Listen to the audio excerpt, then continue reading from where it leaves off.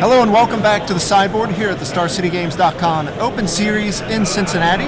We're in the Standard Open, round 3. I'm here with Andy Ferguson. How you doing? Doing all right.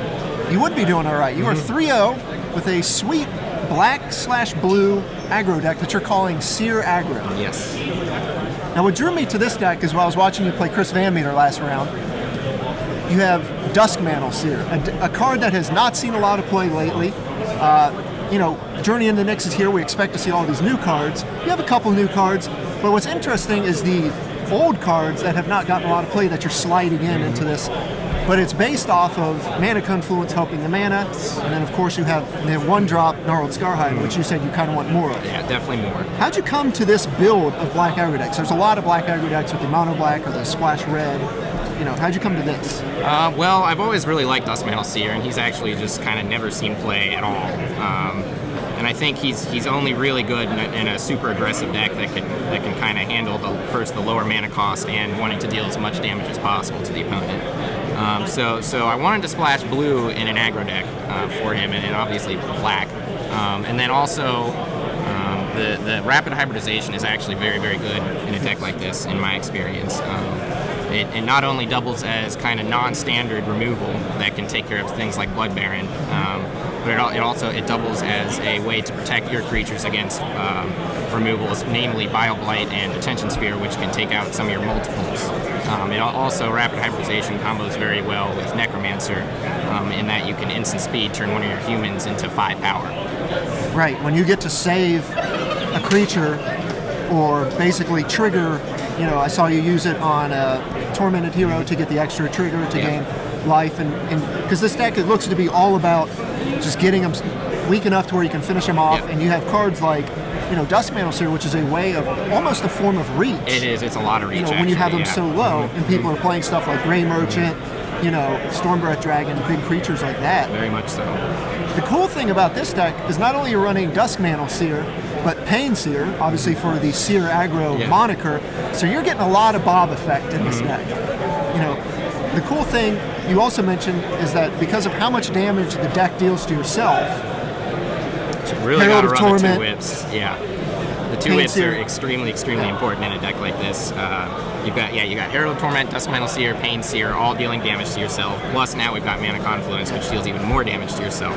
So the 2 whips are very important in the main deck, and then also a lot of removal on the sideboard to take care of the aggressive decks. Yeah, not a deck that wants to do a lot of blocking. You got a lot of X1s, a lot of 2/2s, and things like that. Unleash and comes into play tapped, can't block.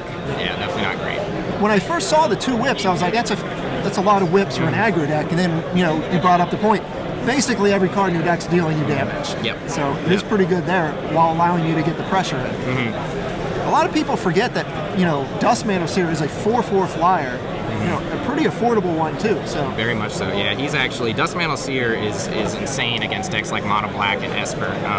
If you get to untap with him, you more or less won the game, because not only are you drawing into more action for your turn that you get to use on your turn, he is 4/4 flyer for 4, which not only will deal them a lot of damage a lot of the time off of things like Grey Merchant or even Elspeth or something out of the Esper deck, but then also you get attack for 4 in the air. So you're squeezing in a lot of damage on the ground early, but then you've got Herald of Torment at your top end, along with Duskmantle Seer as your flying evasive damage, plus Mogi's Marauder can come down and give your guys evasion as well. So it's a very tough deck to block.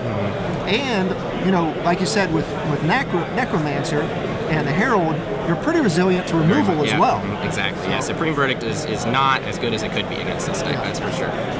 Of course, rapid hybridization, you've got Ultimate Price and a Bile Blight as your removal suite, with a lot more in the sideboard. Correct. Also, an aggro deck that is 2 colors, but you still get to play Mutavault in a full 4 of Mutavault to help apply the pressure as well. Which is really great also with Necromancer. It's even more value off your Mutavault. So that's always good. Not only attacking with your land, but if it dies when you have Necromancer, another creature comes in. Yep. Pretty strong. Let's talk about your sideboard a little bit. You've got the Lifebane Zombie to come in against the green-white decks. Anything with that. Yeah. And then Dark Betrayal for the extra black decks. And Thoughtseize and Doomblade for, killing things normal and ripping purposes. apart hands. Yeah. What I like to see is a one of Triton Tactics here. Talk about the instances you could use that. That card's actually kind of sweet against anything really more aggressive than me, which can't happen because like I've only got 6 1-drops. So the decks like the Burning Tree decks or anything or mono red or anything that's going to be even more aggressive than myself, I can effectively race with things like Bogus Marauder and then kind of have a surprise ability to block and kind of completely swing everything in my favor, essentially. Not to mention you can get the sweet value off you get your heroic Seer, trigger also. block, along with Tormented Hero, so you're gaining life, drawing extra cards, all and value. blocking them for all the blowouts. Plus it's disguised with Rapid Hybridization. Exactly. It's a 1-mana blue spell. So now you've got a couple Drowning Stars. Is that again a hedge against the super aggro decks? It is. It's a hedge against the Burning Tree stuff, and also I feel like my matchup against something like Hexproof, which seems like it might get more popular, is not going to be great. So this is kind of a way to hopefully get him with a couple Blade Cover Scouts or the new 2/1 Hexproof guy or something like that. The Archer. Yes. Yeah. All right, well, you're 3-0 so far with this. I really like what I'm seeing from it. I wish you good luck the rest of the rounds. Thank you. So for here in the sideboard at Cincinnati, I'm Nick Miller and Andy Ferguson. Thanks.